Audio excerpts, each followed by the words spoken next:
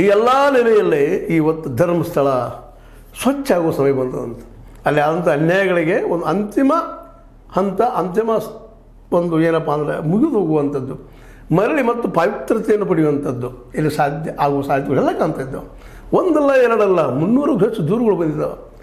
ಅದರಲ್ಲೂ ಮುಖ್ಯವಾಗಿ ಅಲ್ಲಿಯ ವಿಚಾರವಂತರಾಗಿರ್ಬೋದು, ಇನ್ನುಳಿದ ಅನೇಕರು ಸಹ ಇಲ್ಲಿ ಏನೇನು ಆಗ್ಯದ, ದುಡ್ಡಿನ ವ್ಯವಹಾರಗಳಾಗಿರ್ಬೋದು, ಭೂಮಿ ವ್ಯವಹಾರಗಳಾಗಿರ್ಬೋದು, ಎಲ್ಲದಕ್ಕೂ ಬೆನ್ನು ಹತ್ತಿದಾರಲ್ಲ. ಬೆನ್ನು ಹತ್ತಿದ್ದಾರೆ ಅಂದರೆ ವಾಸ್ತವವಾಗಿ ಅಲ್ಲಿಯ ಅನ್ಯಾಯಗಳ ಒಳಗಾದಂಥ ಜನರ ಬೆನ್ನಿಗೆ ನಿಲ್ಲುವಂಥ ಒಂದು ಸಾಹಸವನ್ನು ಅವರೆಲ್ಲ ಮಾಡ್ತಾಯಿದ್ದಾರೆ.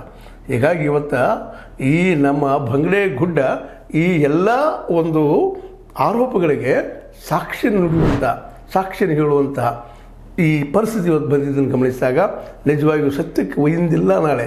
ಖುದಾಗೆ ಘರ್ ಮೇ ದೇರ್ ಹೈ ಮಗರ್ ಅಂಧೇರ್ ನಹಿ ಅನ್ನುವಂಥ ಒಂದು ವಾಕ್ಯ, ಒಂದು ಅನುಭವದ ಮಾತಿಗೆ ಇವತ್ತು ಸಾಕ್ಷಿ ಸಿಗುವಂಥದ್ದು ಬರ್ತಾ ಇದೆ ಅಂತ.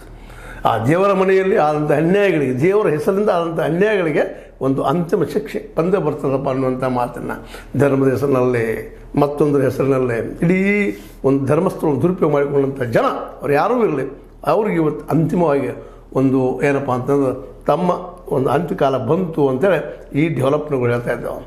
ಈಗಾಗಲೇ ಈ ವಿಷಯದಲ್ಲಿ ಹೆಚ್ಚಿಗೆ ಮಾತಾಡೋಕ್ಕಿಂತಲೂ ಚರ್ಚೆಗಳು ಆಗ್ತಾಯಿದ್ದಾವೆ. ಈಗಾಗಲೇ ನಮ್ಮ ಸೋಮಶೇಖರ್ ಅಂತ, ಅಶೋಕ್ ಅಂತವರಾಗಿರ್ಬೋದು, ಮತ್ತೊಬ್ಬರಾಗಿರ್ಬೋದು ಚರ್ಚೆಗಳು ನಡೆಸ್ತಾ ಇದ್ದಾರೆ.